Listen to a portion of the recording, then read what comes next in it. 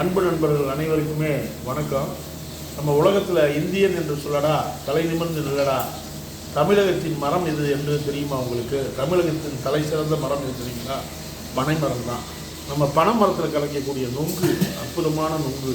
இந்த நொங்கை எல்லாருமே என்ன பண்ணுவாங்கன்னா தோலை உரிச்சிட்டு சாப்பிடுவாங்க. நொங்கை தோலை உரிச்சிட்டு சாப்பிட்டா நான் உங்கள் எல்லாத்தையும் தோலை உரிச்சிடுவேன். தோலை உரிக்காமல் சாப்பிட கற்றுக்கிங்க. ஆனால் நொங்கை என்ன செய்யணும்னா முழுக்க தோலை உரிக்காமல் அப்படியே சாப்பிடணும். யாராவது தோல் உரித்து சாப்பிட்டீங்க, நான் உங்களை எல்லாத்தையும் தோலை உரிச்சு விடுவேன், பார்த்துக்கிங்க.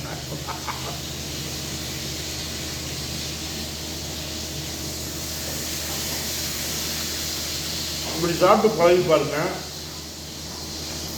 அந்த தோலில் தான் அதிகமான புரதச்சத்து இருக்குது. அது நம்ம உடம்புக்கு ரொம்ப நல்லதாக இருக்கும். அதனால் தோலோடு சாப்பிட்டு பாருங்கள், நிச்சயமாக சிறப்பாக இருப்பீங்க.